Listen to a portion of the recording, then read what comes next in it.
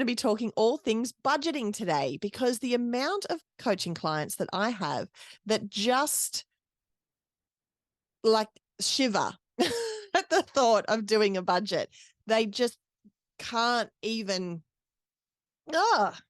and they're not alone, because not only is it my clients, but it used to be me as well. And we've talked about this before on the podcast when it comes to knowing the finances in your business. And I want you to know that if that's you, and if you're resonating with that, if you're in that place thinking, I check the bank, and if there's money in the bank, then things are good. And if there's not money in the bank, then things are bad, and I have to sell more stuff. If that's your mentality, and there's nothing wrong with that, no judgment here, please know that you're not alone. Please know that there are so many business owners that I work with and that I talk to who are feeling exactly the same way as you, who are thinking, I think it's going to be a good year. Yeah, I think it's going to be good.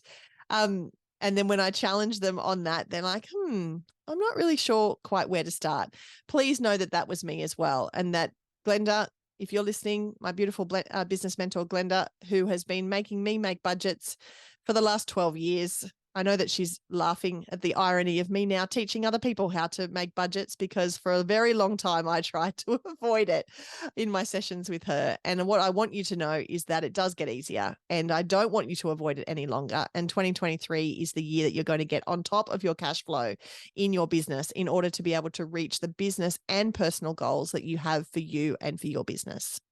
And so that's what we're going to kick off today. This is going to be part of a 3-part series talking about all things cash flow, starting with basic budgeting.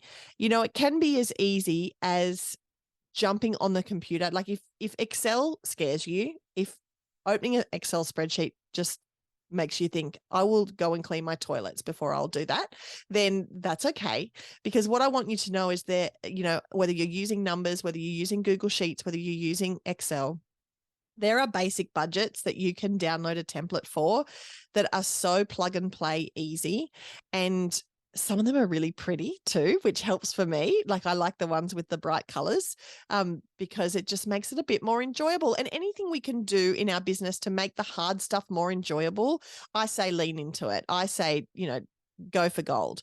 So where I encourage you to start is to start by finding something to plug in your figures that makes you feel good, that makes you feel not so hideous. So I use numbers, and there's a basic budget as part of numbers that has bright colors. It has like a color wheel that shows you where you're spending your money when you punch in your expenses. And that really appeals to me. So find something that appeals to you and lean into it. And whether you put aside 10 minutes, 20 minutes, 2 hours to get stuck into some budgeting, I encourage you over the next week to find some time, just a teensy bit of time, I'm not talking about taking a day out.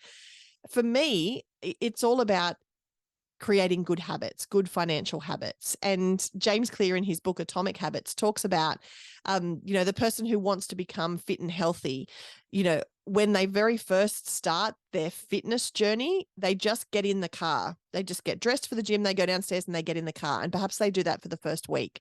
And then in the second week, they get dressed for the gym, they go downstairs, they get in the car, they drive to the gym, and then they come home. Because it's about creating little habits. In week 3, they may get dressed for the gym, go downstairs, get in the car, drive the car to the gym, get out of the gym, go inside to the gym, and just look around. And then in week 4, they might actually pick up a weight or actually stand on a treadmill or do something. But creating those little habits is the foundation for being able to move forward with success. The people who do it little step at a time are the people that are likely to have longevity when it comes to making those habits stick in their life and creating, great lifestyle habits around those little things. And the habit, that I like to jump to all the time when we're talking about habits is cleaning your teeth. You don't think twice about cleaning your teeth. You don't leave the house without cleaning your teeth. And, you didn't always do that. That was a habit that, was commenced for you by your parents, hopefully when you were growing up. And it's just something you've continued on. So no one walks around saying, well, I'm not a cleaning my teeth person, so I'm just not doing that. But a lot of people like to walk around and say, I'm not a numbers person, so I don't need to do a budget. You can become a numbers person. Hey, cleaning your teeth might not be the most rock star thing that you do today. Like it might not rock your world and be the coolest, most exciting thing you do. And the budget might not be exciting either. But if you get both of those things done, you're going to feel pretty good about yourself. Yes, you always feel better once you've cleaned your teeth, and you will feel better once you've done a basic budget as well. So lean into whatever electronic device you want to lean into, whatever template you want to be able to find either online or, as I said, I grab mine from Numbers. It's called Basic Budget. I just go click on file, new, and there she is waiting for me. Once I've got that in front of me, all I really need to think about, and perhaps, on day one, that's all you do. If that's your equivalent of putting your gym clothes on and going down to the car, opening your computer, opening Numbers and going file and opening a basic budget, good for you. In week 2, you can tackle this next bit.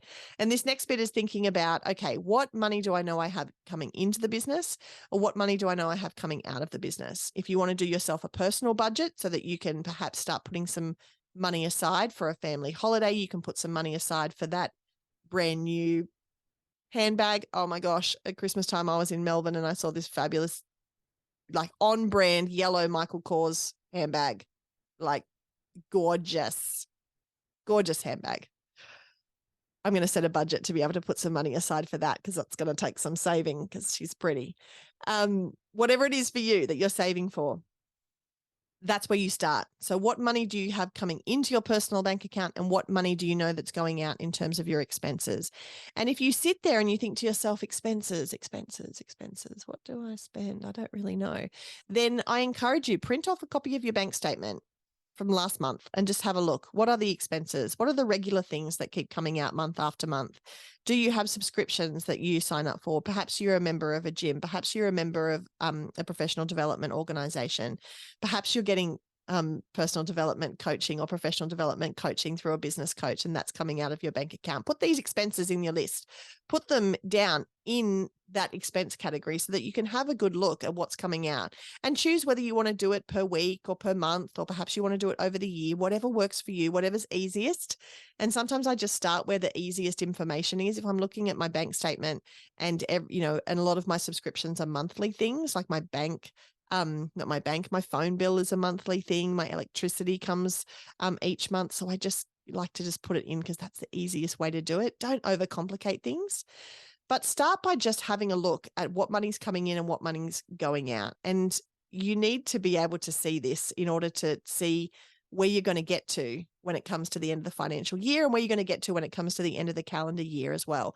There is no use waiting until there's no money in the bank to then go, or there's no use waiting until the middle of the year and thinking, I did want to buy that handbag, or I did want to buy those shoes, but now it's completely out of stock and I've missed out because I didn't get my act together. So think about whatever goal you want to have in front of you. I talk a lot with my coaching clients about incentives and having incentives to be able to get stuff done. So perhaps you want to have a goal. You want to create this budget because you want to be able to purchase something. You want to be able to put money aside for a holiday. You want to be able to have a goal that you're working towards for your finances, either in your business or in your personal life. And if you can use that as the motivator, if you can use that to incentivize you looking at this budget, revisiting this budget, because, you don't want to just do it once and then save it somewhere on the iCloud and then that be it. You not look at it again. Budgets are flexible. Budgets are works in progress. You want to be able to keep tweaking. And then, of course, once you start putting money aside, you want to be able to figure out where that's going and keep a tally of that and be able to see that. And, whether you're putting it in a savings account or you're just putting it under your pillow or wherever you're stashing it, you want to make sure that you have a way to be able to track it, and creating a really easy budget is a good way to do that. So as I said, start with the money coming in and the money going out. If you're worried about where you go with the expenses, go to your bank account, print out a bank statement, knock it up through that, put in a list of things. And of course, that's going to feature some things that perhaps are one year, if you're going to grab December's, there's going to be lots of Christmas things in there that you're not going to spend in January. So you want to think back and make sure that you're making it relevant. So maybe splitting some of those things across all of the months will mean that you'll be so much better prepared when it comes to next Christmas, and you won't have a crazy credit card bill that's, screaming at you. So if that's the only place that you start, having a look at what's coming in and what's going out, and whether that is in the red or whether it's in the black, that's a really beautiful place to start. And that's all I'm going to touch on today, because I know for so many of you, when I started talking about budgeting, you were thinking, do I have to listen to this episode? I'm not a numbers person. Can't I switch off? No, you can't. Because what I want to do is empower you to be able to be across all of the aspects of your business, including the financial aspects of your business and the financial aspects of your life. I want you to have that financial independence. I want you to know what's coming in and going out of your bank account. I want you to know how much money you have to spend, or whether you can afford to get takeaway on Friday night, or whether that's going to be a luxury that you're going to have to skip over. I want you to have that understanding. Education is power. I want you to be educated about your money. I want you to know what's coming and what's going. And that's why we're spending the next 3 episodes of the podcast talking about this. So this is episode 1 of a 3-part series on finance. I appreciate you listening. Thank you so much for taking the time to be here and for taking the time to step out of your comfort zone a little bit. I know for so many of you, this is not easy stuff, but stay tuned. We've got 2 great episodes still to come. Thank you so much for listening, and I will talk to you for episode 2 of my 3-part series next week. See ya.